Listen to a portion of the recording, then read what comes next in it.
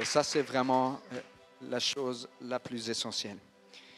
Avant de commencer, ce matin, quand j'ai prié avec ma femme, elle disait, mais chérie, tu n'as même pas pris le temps de dire aux gens d'où tu viens. Tu commences comme ça, tu rentres dans les messages. Bon, ma tête était dans la communication. Et parfois, des questions, ton accent, on ne comprend pas tout. Donc, voilà, juste en 2 mots. Alors, la joie de servir en tant que pasteur à l'église, l'Assemblée chrétienne de Meyzieux, qui est dans la région lyonnaise, juste à côté du stade de l'OL. Donc on a une petite église là-bas et le Seigneur nous fait grâce de conduire l'équipe. Et je suis donc marié depuis bientôt 22 ans. Mon épouse est originaire du Congo. D'ailleurs, bonne fête d'indépendance à vous qui êtes du Congo.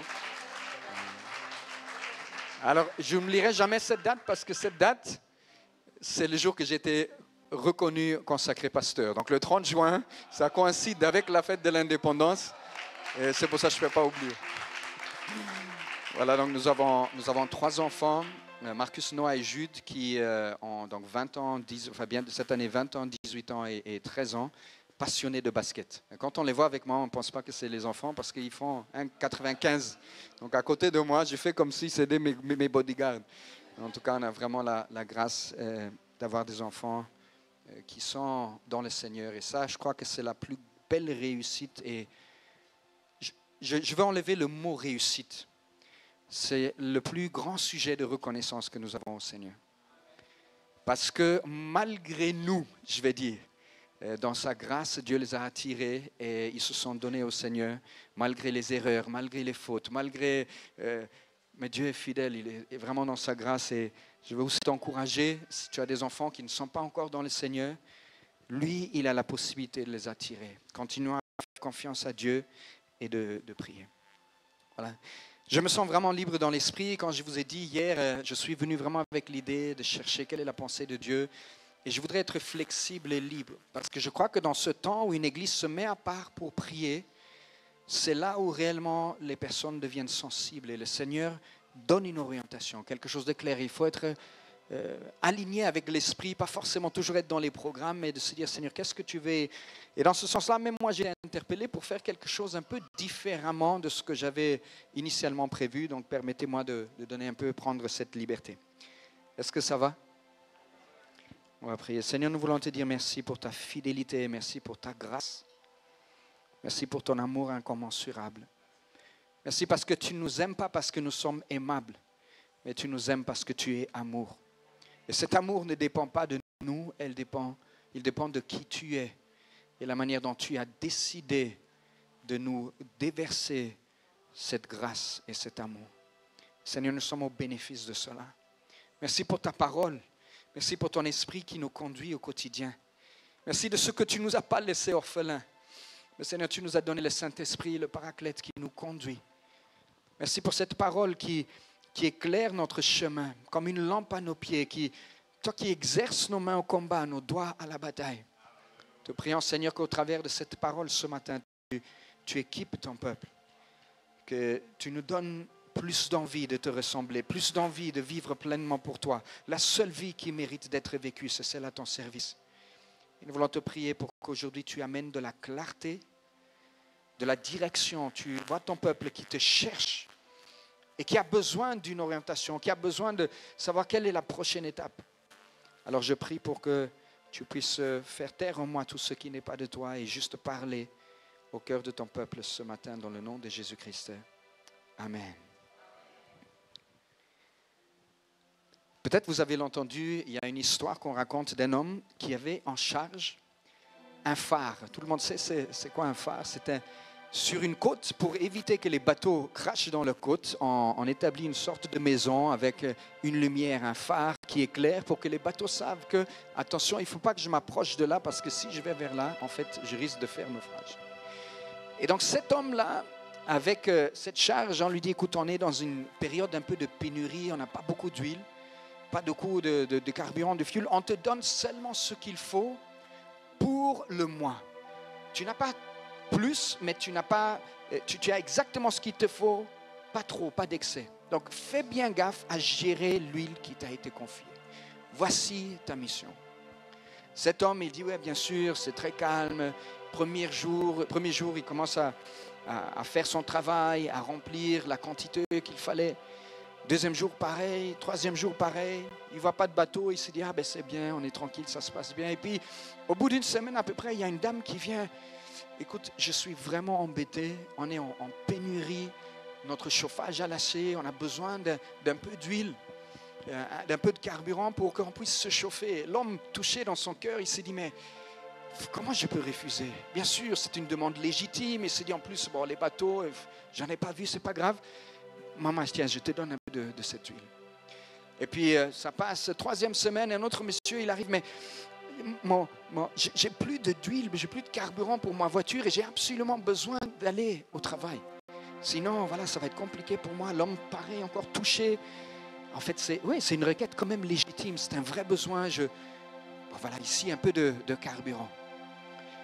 Et puis, il arrive vers la fin du mois, il se rend compte que 2 jours avant la fin du mois, il n'a plus de carburant. Et puis il s'est dit, 2 jours seulement, jusqu'à présent, on n'a pas eu de bateaux qui sont venus. Donc il dit, on va espérer que tout va bien. La nuit même, 3 bateaux se crashent sur sa côte. Résultat, 100 personnes meurent.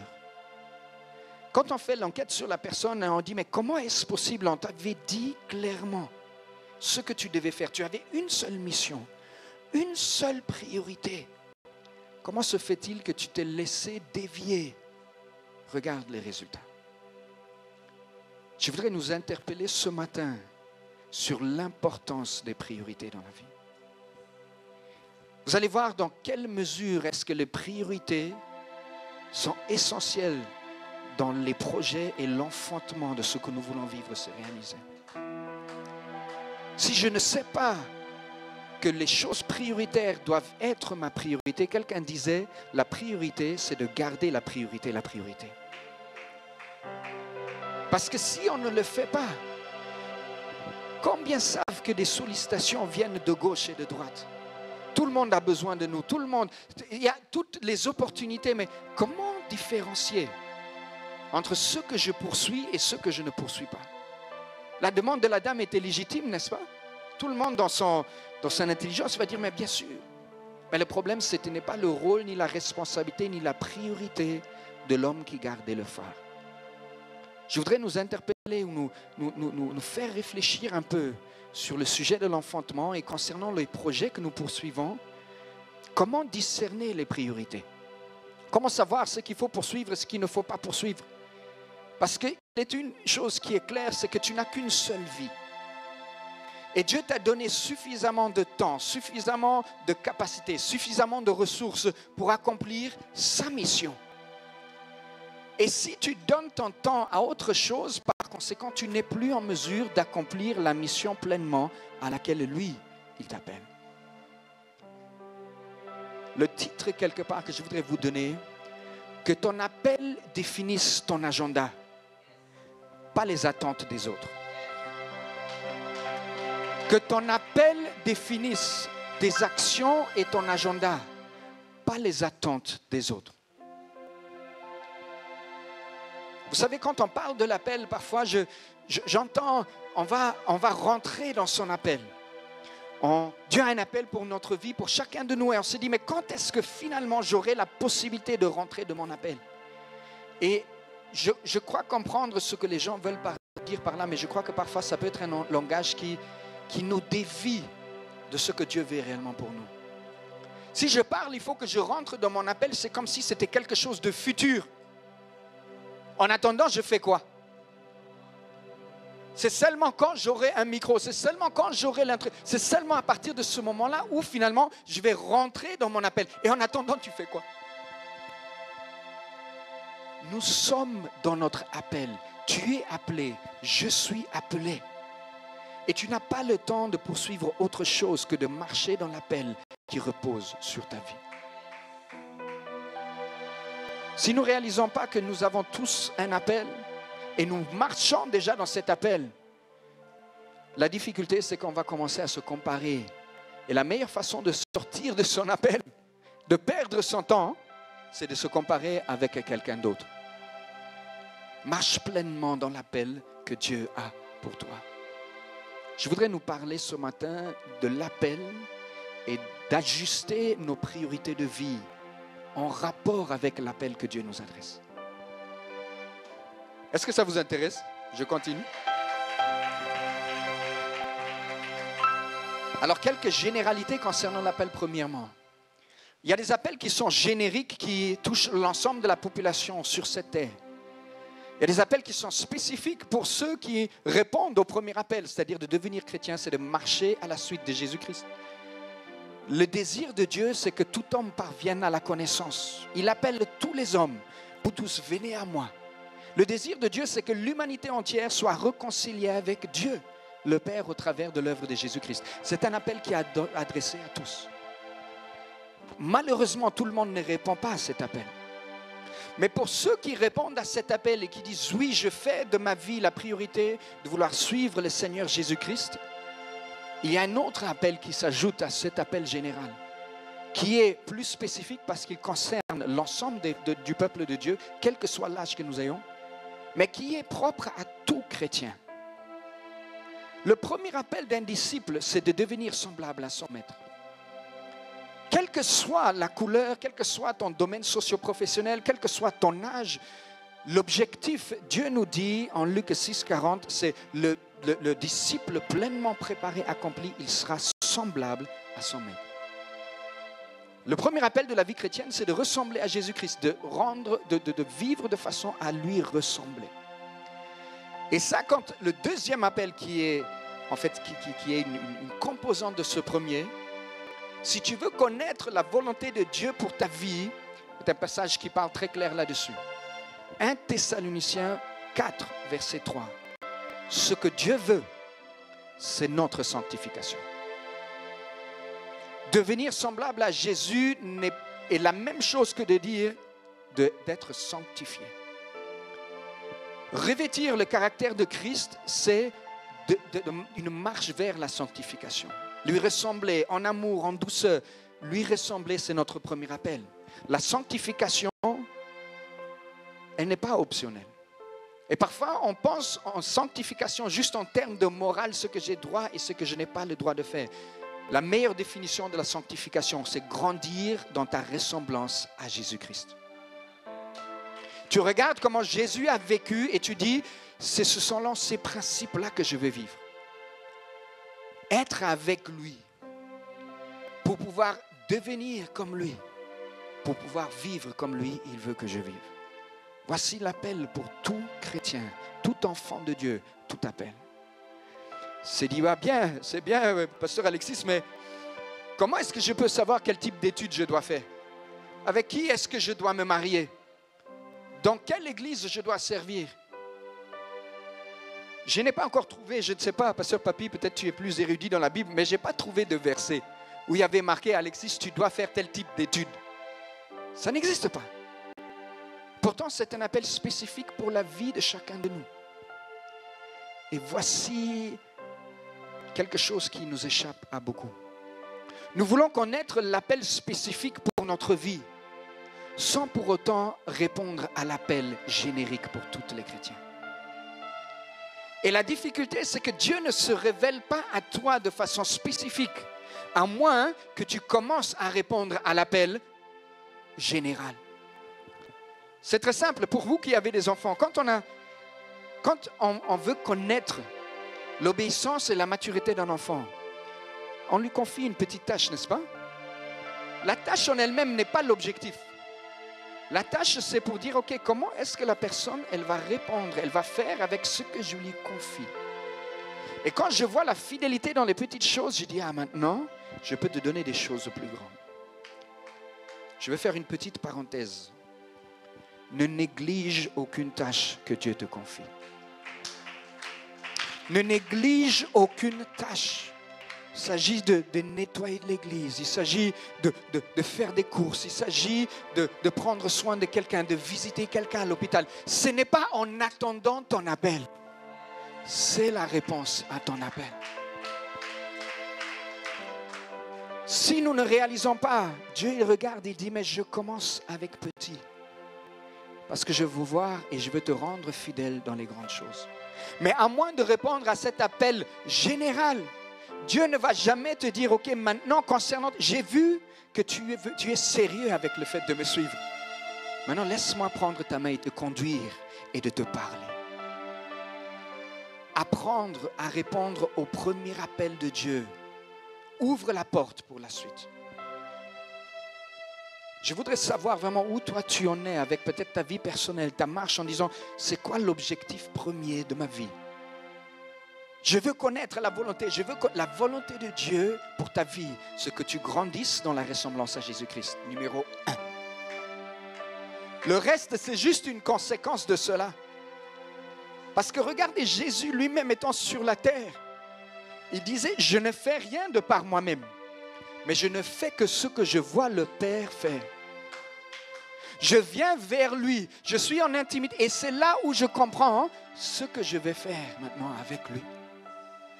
Où je rentre dans ses projets. Ma nourriture, c'est de faire la volonté de celui qui m'a envoyé et d'en accomplir son œuvre. Si je n'ai pas cette base-là, la spécificité, elle ne viendra pas. Dieu ne perdra pas son temps à te parler s'il sait. Pourquoi il va te dire quelque chose, il sait déjà que tu ne vas pas le faire? Parce que le fondement doit être posé. Et pour ceux qui n'étaient pas là hier, on a fait une distinction vraiment importante. Ce n'est pas seulement ce que je fais, mais pourquoi je fais ce que je fais. La motivation est plus importante que l'action en elle-même. Les mots les plus sévères que Jésus avait réservés, c'était aux personnes qui faisaient des actes religieux en vue d'être vus, mais dont le cœur était loin de Dieu. Paul nous dit, tu peux tout faire, donner ta vie, donner ton argent, mais si ce n'est pas motivé par l'amour, tout ça n'a aucun sens. La motivation qui nous pousse à agir est intimement liée avec l'œuvre que nous allons accomplir. Et les seules œuvres qui vont rester, ce sont celles qui sont le fruit de l'amour de Dieu et l'amour pour les autres. Si j'investis mon temps en autre chose, tu vas galérer, tu vas peut-être voir des fruits ici-bas. Bien-aimés, nous ne vivons pas pour juste ici-bas. La vie véritable, c'est une fois que tu te lèves de la mort et tu continues à marcher pendant l'éternité. Et parfois, on oublie que le socle de la foi chrétienne, c'est l'espérance de la mort et de la résurrection. Et c'est une résurrection physique. Ce n'est pas un âme, un esprit qui va être comme ça dans les cieux, on se croise avec des harpes, je ne sais pas, commandées à distance. On a une existence corporelle éternelle. J'espère que ce n'est pas une nouveauté pour vous. Mais je sais que ce n'est pas une nouveauté pour vous. Le socle de la foi chrétienne, c'est que nous avons l'espérance que quand nous mourrons, quand bien nous mourrons, nous vivrons. Et nous vivrons l'éternellement. Toute maladie, toute pleurs, toute crainte, toute galère, un jour quand tu te relèveras les morts, tu vas dire, mais ce n'était pas à comparer avec ce que je vis maintenant. Comment vous expliquez la persévérance des premiers chrétiens qui étaient prêts à livrer leur vie parce qu'ils disent, mais je sais que ce n'est pas la fin. Ce qui compte, c'est ce qui vient après. Ma vie a changé le jour que j'ai compris que la seule personne qui est en mesure de dire si tu as réussi ta vie, c'est la personne qui t'a confié la tâche. Les gens peuvent te dire, mais tu as réussi. On compare, on regarde, mais waouh, regarde la taille de son église, regarde le succès dans le sport, regarde tout ça. Mais la vraie personne qui peut dire, est-ce que tu as réussi ta vie? C'est quand tu te tiens devant Dieu, est-ce que tu as fait ce que moi j'étais envoyé de faire ou pas? Personne ne peut définir ton succès si ce n'est pas celui qui te confie la tâche. Soyons attentifs avec pourquoi nous faisons ce que nous faisons et la raison pour laquelle nous le faisons et pour qui nous le faisons.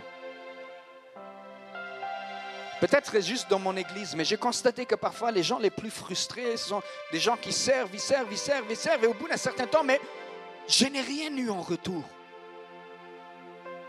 quelle était la motivation de ton service? Pourquoi tu as fait ce que tu as fait? C'est parce que tu voyais le service comme un moyen d'obtenir, un moyen de faire, un moyen de finalement qu'on te voit ou je ne sais. Mais Jésus-Christ, il dit, il n'est pas venu pour être servi, mais pour servir et de donner sa vie en rançon. Tout ce qui n'est pas le fruit d'un amour pour Dieu, finalement, c'est juste se servir soi-même. L'amour fait les choses sans intérêt derrière. Si je sers et je suis frustré, et parfois c'est dur d'entendre, mais je dois me questionner sur la motivation de mon service. Parce que quand on donne par amour, on ne peut pas vivre une frustration.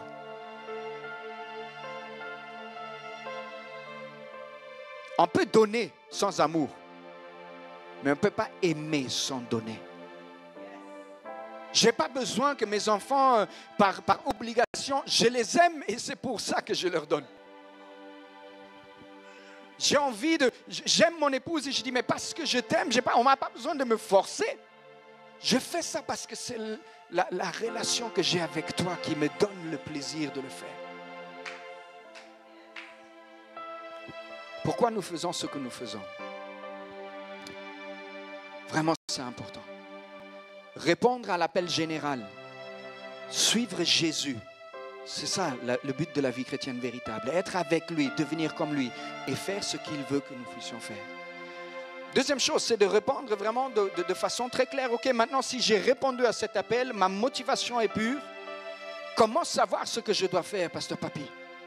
Si tu as quelqu'un qui arrive, mais qu'est-ce que je vais faire de ma vie? Vous qui venez de passer le bac ou qui vous posez la question sur votre avenir, comment vous faites le choix sur vos études? C'est parce que les parents ou dans notre famille, c'est très important, on veut que tu sois médecin. Finalement, c'est l'attente peut-être des parents. Mais ce n'est même pas ta propre attente. Et c'est peut-être même pas l'attente de Dieu pour ta vie. Et la difficulté, c'est de dire, mais Seigneur, et comment discerner ce que tu as pour ma vie de façon spécifique? Parce que nous avons besoin des choses concrètes, n'est-ce pas? Si moi je ne sais pas où aller, si je ne sais pas comment répondre, mon appel définit mon agenda et non pas les attentes des autres. Et avant d'aller dans les spécificités, l'apôtre Paul dit quelque chose qui fait mal, mais qu'il faut juste accepter. Il dit, si je cherchais encore à plaire les hommes, je ne serais pas serviteur de Dieu. Je ne peux pas servir Dieu pleinement si je suis esclave de l'approbation et de l'opinion d'autrui. Si ma vie est conditionnée par le regard que les autres portent sur moi, je ne suis pas libre pour suivre et de faire ce que Dieu m'appelle de faire. C'est impossible de plaire, de chercher à plaire et de chercher à plaire Dieu. Tu ne peux pas servir deux maîtres à la fois. Et parfois, c'est des choses difficiles. Imaginez quand même, vous avez quelqu'un, vous devez faire, quelqu'un vient présenter un besoin et je dis, mon cœur voudrait t'aider. Mais mon appel, ma priorité là actuellement ne me permet pas de t'aider. Dans cette église, il n'y a pas d'amour. Le pasteur n'a même pas le temps de me recevoir en entretien. Ça, c'est quelle église ça? Quel est le rôle de chacun de nous? Vous savez, parfois on peut avoir des attentes des serviteurs de Dieu qui sont, si on les listait là, tout ce qu'on est censé faire, on doit être disponible pour tout le monde, avoir une famille, les enfants parfaits, avoir la femme la plus aimante, être les plus généreux, mais pourtant vivre sur 2 euros. Comment tu veux? Mais la réalité, ce n'est pas juste pour les pasteurs. Si tu n'apprends pas à dire non, en réalité, tu ne dis jamais véritablement oui à quelque chose. Si on ne sait pas, si tu n'as pas appris, si j'ai quelqu'un, et je le dis très clair dans le service avec les personnes qui sont engagées, j'ai dit, mais si aujourd'hui tu me dis oui, mais en fait, en réalité, tu pars et dans ton cœur, tu dis non et tu es frustré et tu dis, mais attends, j'avais prévu ça, mais tu as juste dit oui par obéissance. Je dis finalement, ton oui là, ce n'est pas un vrai oui. Et donc tu vas peut-être là être murmurer. Et la tâche même que tu étais censé faire, elle est entachée par l'attitude de cœur. Je préfère quelqu'un qui vient me dire merci, mais voici la réalité de ma vie, voici aujourd'hui les priorités. Est-ce qu'on peut s'arranger différemment? Où est la difficulté?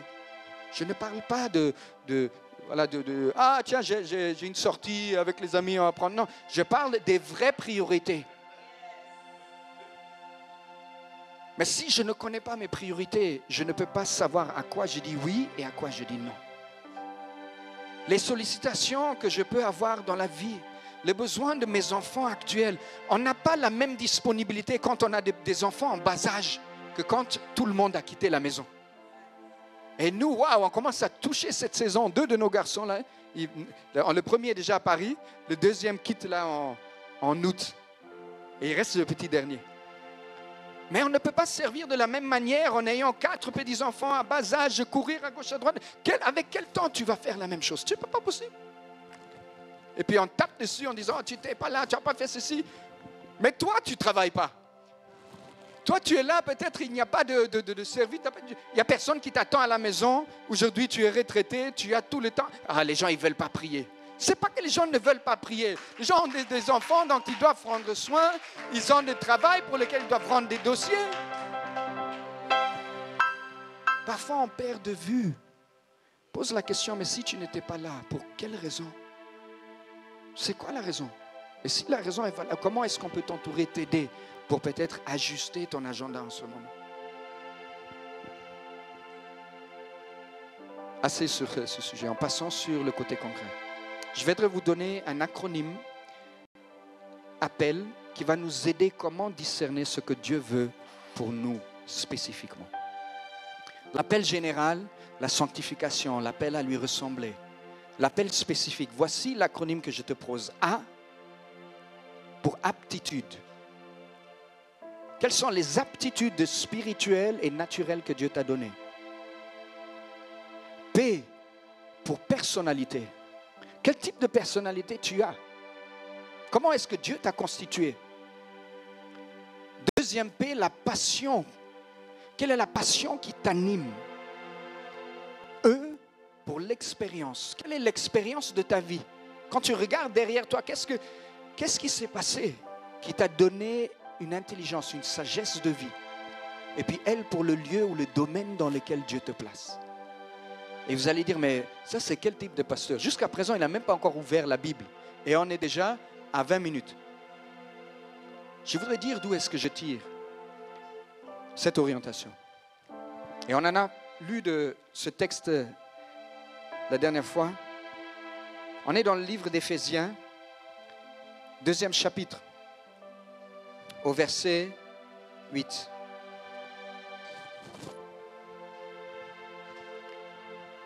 Éphésiens chapitre 2, le verset 8, je lis au nom de Jésus. Car c'est par la grâce que vous êtes sauvés, par le moyen de la foi. Et cela ne vient pas de vous, c'est le don de Dieu.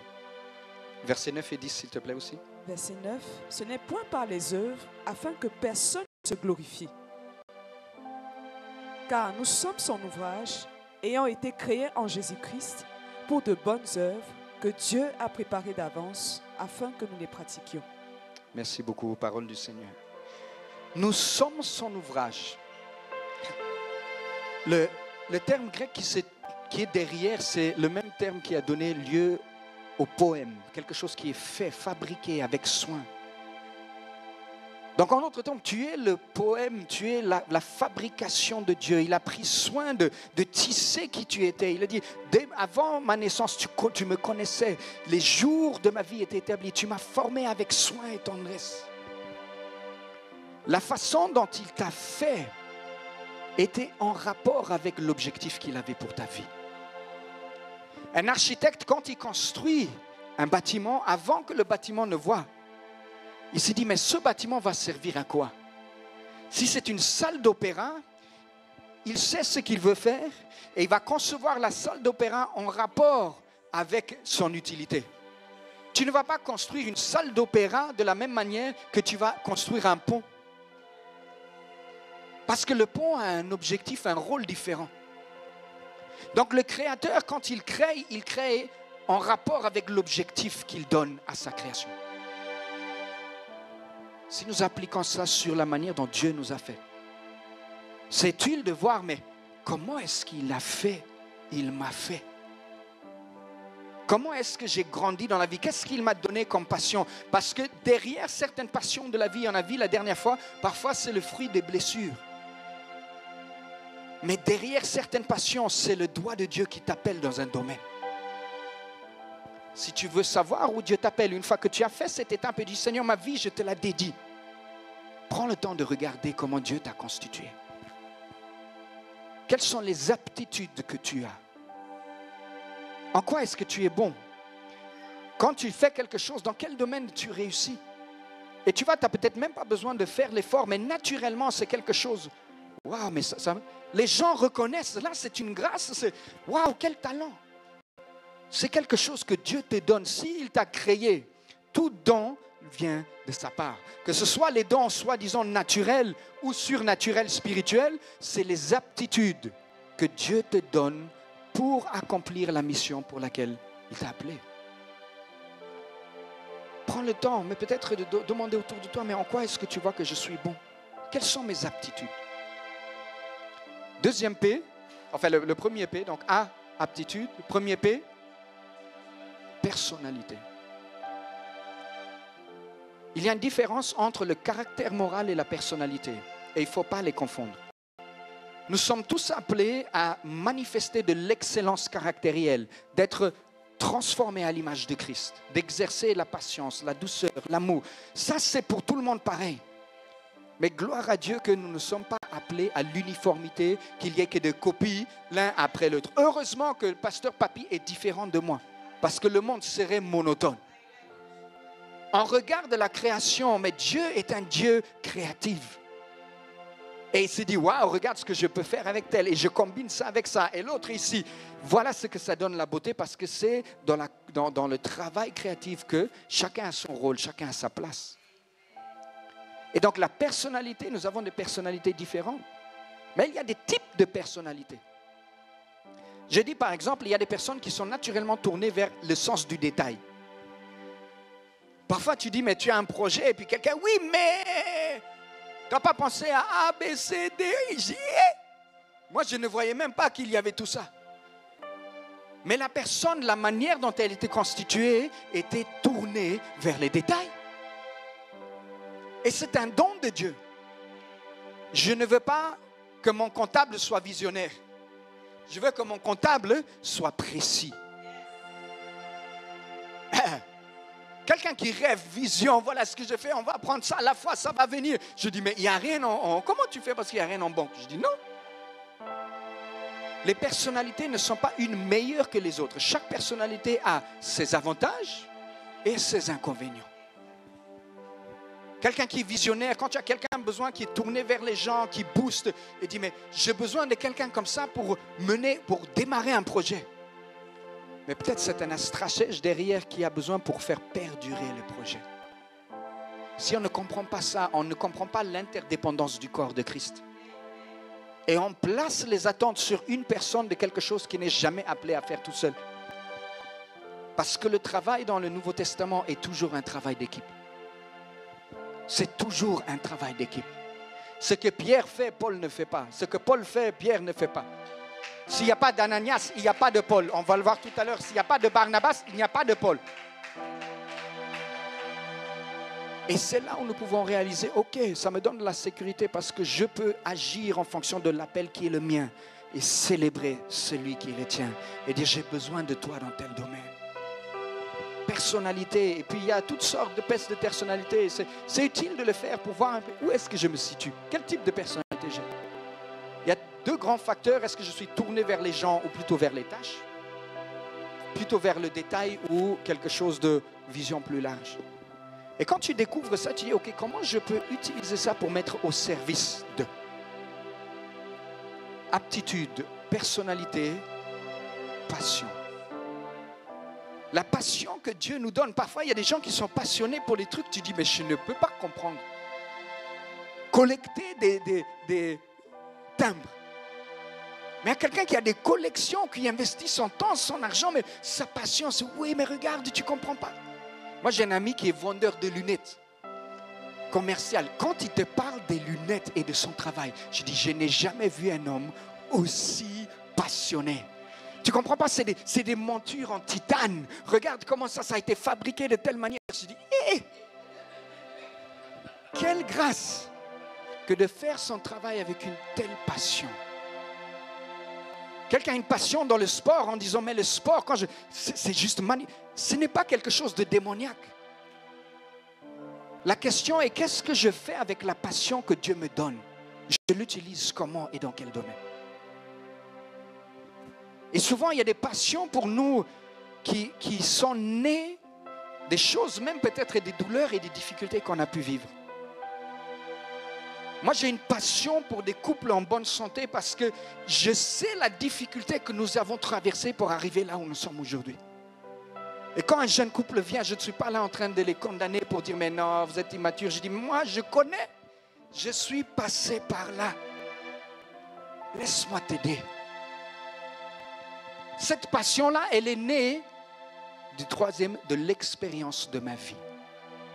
Il y a des choses, peut-être, tu as vécu dans une pauvreté, et tu t'es vraiment, c'est difficile. Je dis, je ne veux pas que d'autres vivent la même chose. Comment je peux le présenter à Dieu pour être sanctifié et l'utiliser comme une source de bénédiction pour les autres?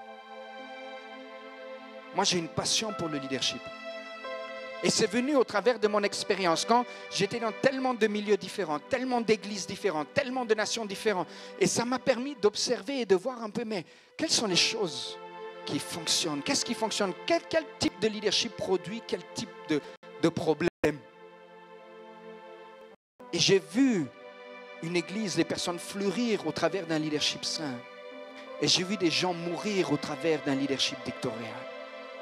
Et j'ai dit, Seigneur, comment nous pouvons utiliser ça pour aider l'Église à grandir de façon saine?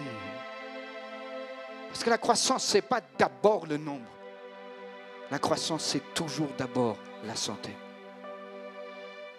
Mais ça vient de mon histoire. Quelle est ton histoire? Quand tu regardes le cours de ta vie, tu dis, comment est-ce que Dieu a façonné? Quelle est l'expérience de ma vie qui m'a amené à avoir une certaine passion qui vient de mon expérience? Analysons les parcours par lesquels Dieu nous fait passer.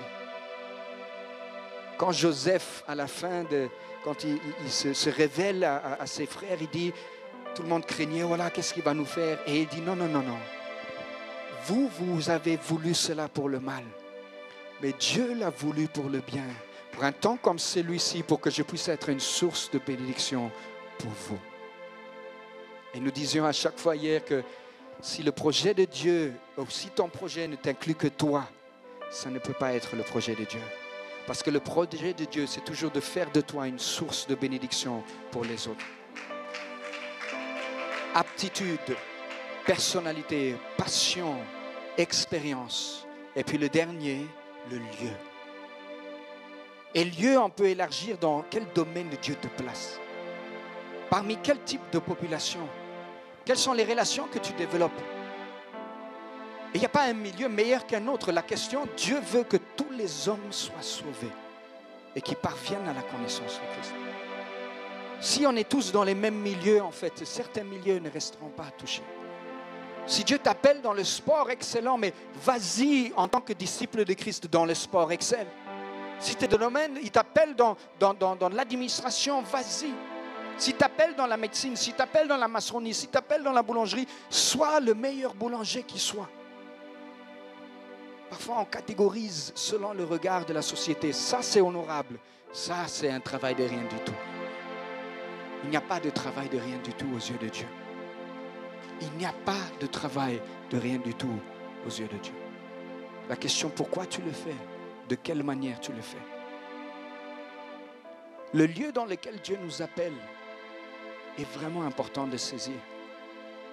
Parce que je dis, Seigneur, peut-être ce que moi je fais, la passion que j'ai m'amène dans un niveau où les personnes qui sont... Tu n'influenceras pas tout le monde. Et il ne faut pas faire plaisir à tout le monde. Tu n'es pas envoyé vers tout le monde, mais tu es envoyé vers quelques-uns. Et ces quelques-uns vers qui toi tu es envoyé, Pasteur Papy n'est pas envoyé. Là où toi tu es au travail, il n'a pas l'occasion d'échanger avec les gens comme toi tu le fais.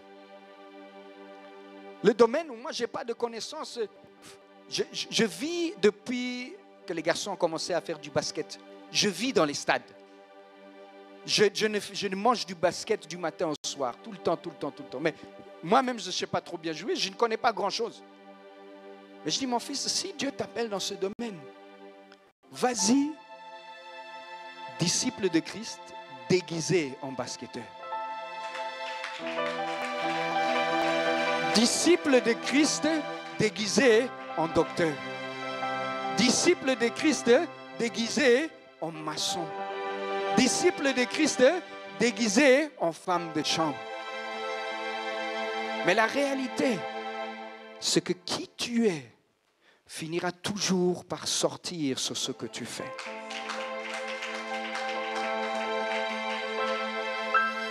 Pour résumer, je vais finir avec ça.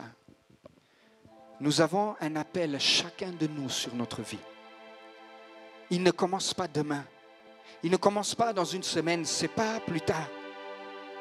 Tu es déjà ton appel. Est-ce que tu alignes ta vie, ton agenda, en raison de l'appel qui repose sur ta vie? Et que ce soit par la motivation de faire ce que Dieu nous appelle de faire, pas notre voisin, moi, qu'est-ce que Dieu m'appelle à faire? Et quand je sais ce que Dieu m'appelle à faire, ça me donne la possibilité pour aligner les priorités de ma vie. C'est l'agenda de l'appel qui doit définir mon agenda, pas les attentes des autres. Et si je découvre qui je suis et je donne ma vie au service du Seigneur avec mes aptitudes, ma personnalité, ma passion, mon expérience et le lieu où il me place, je porterai du fruit. Les projets vont être difficiles, l'opposition. Il n'y a pas de possibilité de faire l'œuvre de Dieu sans opposition. Mais quand bien même vient l'opposition, tu sais, en réalité, ce n'est pas mon combat. Ce n'est pas ma bataille. Je tiens bon parce que je sais qu'il a déjà remporté la victoire. Il n'y a pas de meilleure façon de vivre que de n'avoir rien à cacher et rien à prouver. Et quand je réponds, je suis libre de répondre à l'appel de Dieu dans ma vie pour marcher dans l'appel qu'il a pour moi. Seigneur, nous voulons te dire merci parce que tu n'appelles pas quelques-uns,